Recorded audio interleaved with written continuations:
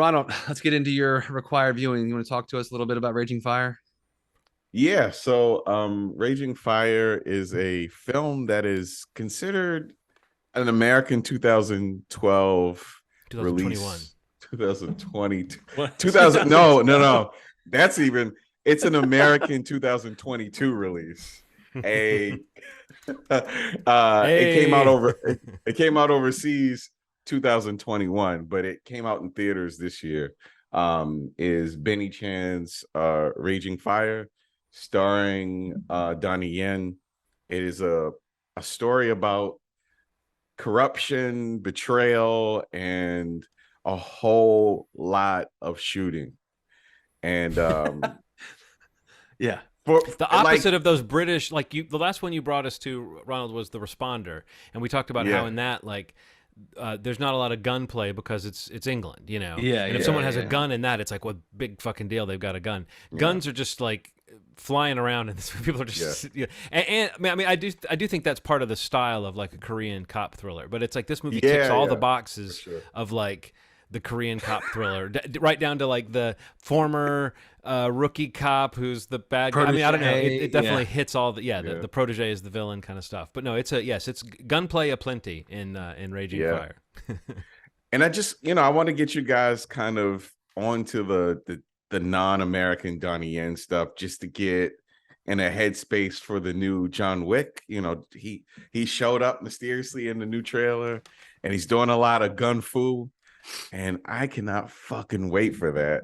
But in preparation, I want you to watch Raging Fire. So, what did you guys think of this movie? Well, Ronald, I You want to throw know, something at you before we get into our feelings. Like Benny Chan, the sure. director, this is his last movie that he Yeah. worked on or that he finished. And I was looking into it and I realized, oh, I know some of his work, but I didn't know if Benny Chan is a figure that you would maybe want to speak about a little bit as far as his style and just like what Yeah, he man. represented. Because I mean, clearly this was considered to be, in that genre I just mentioned, he was considered to be a pretty big name. So Yeah, man. When I think about Benny Chan, I think about like New Police Story with Jackie Chan and stuff like that. There's a very specific he goes for like, imagine like Michael Mann sort of realism, like sort of grittiness with a mhm. lot of well shot action. His legacy is incredible. You should kind of look up New Police Story is one of my favorites, but his work goes all the way back to like the 90s. um just real distinct, beautiful style. And it's one of those things where you're in a room and you're like, what does this room contain that could kill me? And then I'll show like a hatchet in the corner, and then it just he's very good at spatial awareness. There's a scene in Raging Fire that I think about almost weekly. The scene where he has to get the guy out of the bad neighborhood, and he gets attacked by like what I could count to be 150 people trying to kill him at once. It's fucking crazy. Though, he creates these high stakes sort of experiences that, it's visceral, man. You feel it all, and you see it on the screen. And Donnie Yen really, and I think Jackie Chan and Donnie Yen are his muses, honestly.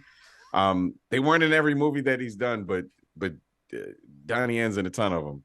And I think that Donnie Yen became his like, I have to make an amazing adult thriller with him, and that also shows his acting chops. So I'm a big fan of Donnie and Benny Chan. So yeah, what you guys think?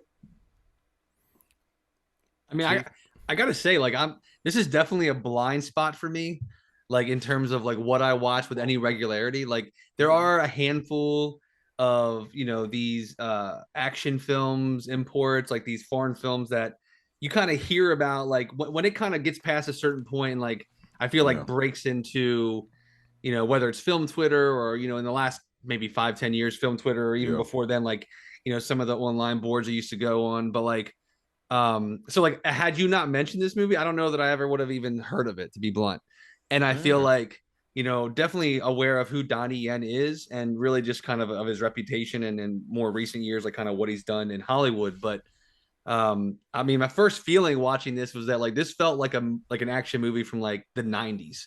Like it felt Yes. like just like in For terms of the sure. action and the gunplay and like they're the good cop versus the bad cop or the cop that never was kind of thing, like that kind of storyline. Even down to like the epic fight in a church, like Yeah. these little things that feel like you feel like you've seen them before in this kind of genre film, but like the cool thing was like they're being done in ways that you really maybe have seen before, but like from a different perspective or different approaches to action. And I think obviously the stunts in this movie are really incredible, and like the stunt work and the choreography is just really impressive. And it just is one of those things where like when you watch one because it's recommended by someone whose opinion you value, you're like, man, like I gotta watch more of these, Yeah. or I gotta seek out more of these, or use that wealth of knowledge that you have, because I know you watch a lot of them. It's like, That's what are the true. 5 best that you would tell me to watch? Because like this one I thought was really entertaining. I thought was really I enjoyed watching this, but it's like there's got to be ones that are just like knockouts, like just Yeah. like all timers that I just know I've never seen and maybe I've never even heard of. And I walk away from watching this like this is a really recent movie, and I'm just like I haven't even heard of it. Like I'd be Yeah. and I read and hear about so much, and that's Yeah. like definitely a blind spot for me, and it bums me out a little bit because yeah, this was like fun to watch, and especially looking for like a fun action kind of thriller. Um, and again, like John said, like I'm always down for like a good cop thriller. Like I just like that feeling. Yeah. Um, and even your comment about some of the Michael Mann comparison that you just said, like that stands out too. Even to me, like I kind of thought the same thing in a couple Well, sequences. the crews, Yeah, the different yeah, crews made me think about Michael yeah. Mann. The way that Yeah. Yep, yep, Bong, who's our hero, had a crew that we don't really get to know, but we see them in enough scenes that we start to kind of know right. who they are and know that they're solid and kind of care about them. And the same thing happens with I'm gonna try to find his name because I don't want to always Ngo or Nyo. Yeah, yeah. Yeah. But Nicholas Say plays him, and Donnie Yen is Bong. Yeah, I think that like the archetypes and Right. the kind of like, I mean, you'd watch this movie in any language, any country, and it would have similar like those genre requirements that it has to have. I do think there's a thing about Korean, like I said, specifically cop thrillers, that in their culture, it's a little bit less. And maybe this movie is, I don't know if it's considered fashionable or old fashioned in the way that it's definitely kind of a, we've talked about this with The Responder. Like, you don't see a lot of like cop worship, cop genre stuff anymore. Most stuff now, it's got like some Yeah. inherent criticism of cops.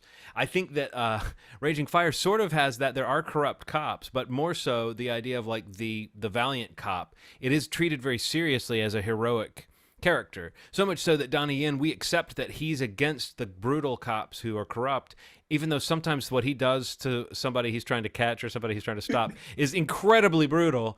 So It's like the brutal. idea that it's kind of like that whole thing of Batman doesn't kill anybody, and you watch a Batman movie and you're like, really? They're like, yeah, he really tries not to kill anybody. And you're like, are we sure we're talking about the same Batman? Batman, the guy that just did all that.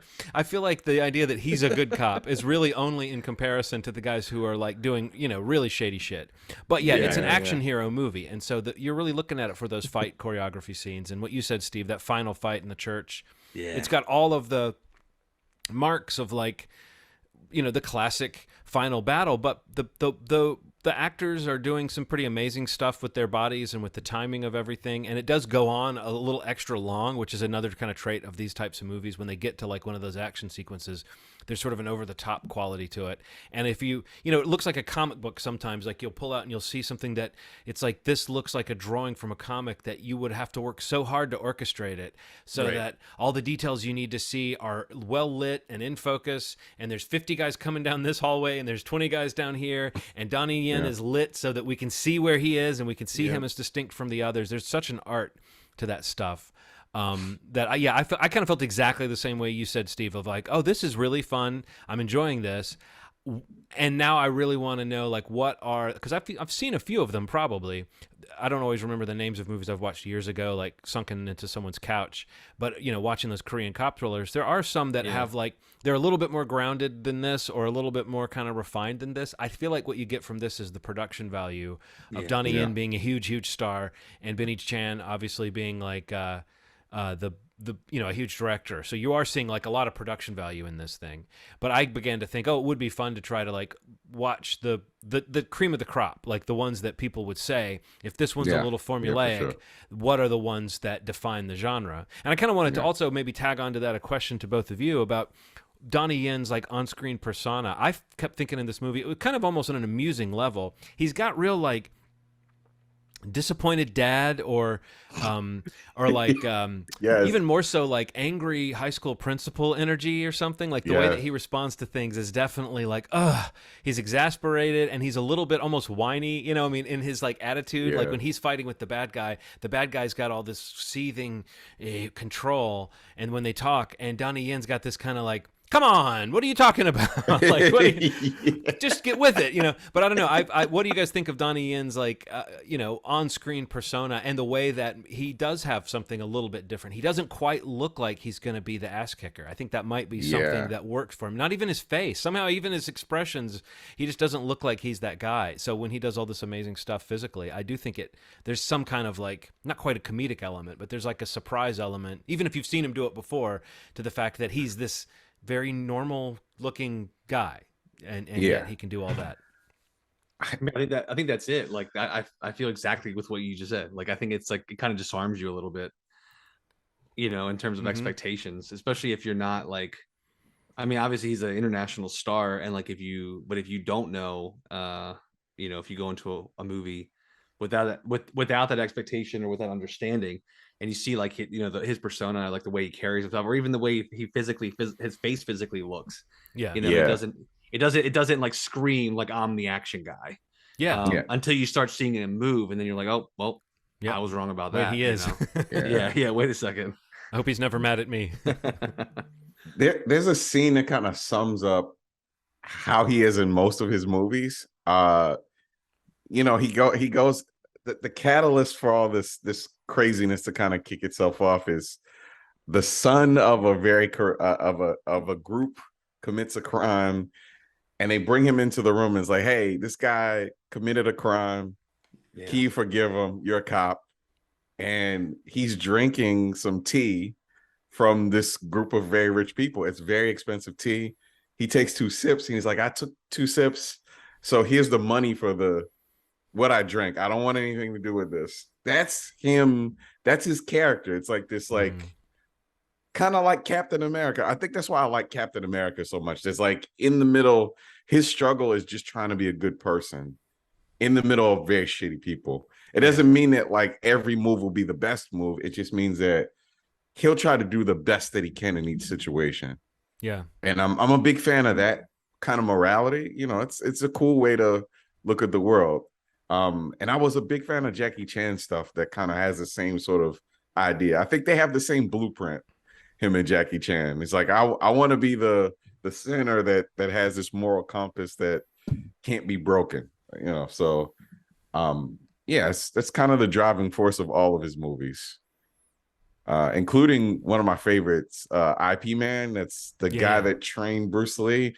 That quadrilogy or whatever is flawless in my eyes. If you want to start on something Donnie Yen related and don't necessarily want to get into the cop thing, that's an amazing series. I've seen, I think, the first IP Man, but I can't be sure that it's not maybe one of them, just one of them. But yes, but it's a different vibe, but it's a similar. You're right that there's a similar kind of just a straight-laced sort of hero, and it's like an unironic presentation, maybe when you mention Captain America, of that kind of person who's going to do the right thing, who almost has a stick up their ass about things, like that scene that you're talking about at the very close to the beginning of the film, where he pisses off all the corrupt cops and the whole organization behind him, and shows him he's not going to even bend a little.